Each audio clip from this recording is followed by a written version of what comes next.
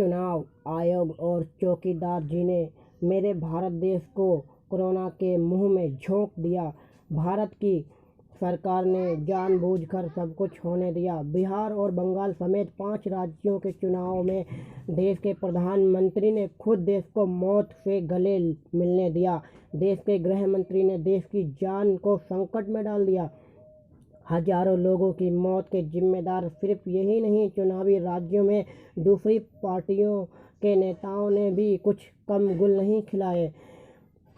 लेकिन जब अपना ही सिक्का खोटा हो, जिसको हमने देश सौंप दिया, जब उसी के सिर पे चुनाव नाचने लगे, तो किसी और नेता को दोष देना ही बेकार है। ये मैं नहीं, ये मद्रास हाई कोर्ट ने कह दिया है कि चुनाव आयोग ने देश में मौत बांटी। इसके लिए चुनाव आयोग और तमाम रैलियां करने वाले, इन पर हत्या का मुकदमा दर्ज होना चाहिए। देखिए, चुनाव आयोग ने कहीं भी कोविड-19 का पालन बिल्कुल भी नहीं कराया।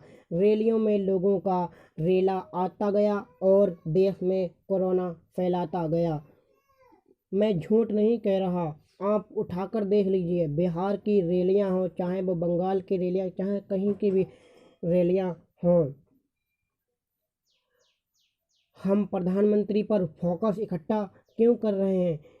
क्योंकि प्रधानमंत्री का पद एक जिम्मेदार पद है। प्रधानमंत्री को हमने देश चलाने के लिए दिया है। हमने प्रधानमंत्री पर भरोसा किया, लेकिन प्रधानमंत्री सिर्फ और सिर्फ प्रचारक बने रहे। उन्होंने देश का भरोसा जो उन पे था वो टूट गया। प्रधानमंत्री के सिर पर सिर्फ चुनाव का भूत सवार था। अच्छा, ऐसा भी नहीं है कि चुनाव आयोग एक चप्पड़ चंद टाइप की संस्था हो। चुनाव आयोग के पास पावर होती है।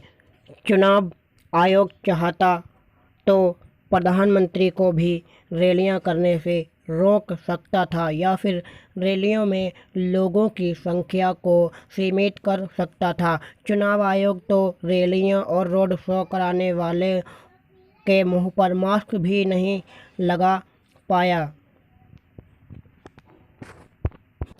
चुनाव आयोग के अध्यक्ष चापलूसी करके पद पाते हैं, उनके सामने राजा का हुक्म बजाने की मजबूरी है। तो समझिए कि चुनाव आयोग की बैंड पहले से ही बजाई जा रही थी सरकार के दोस्तों, मोदी की लापरवाही से देश के बहुत लोगों की जान जा चुकी।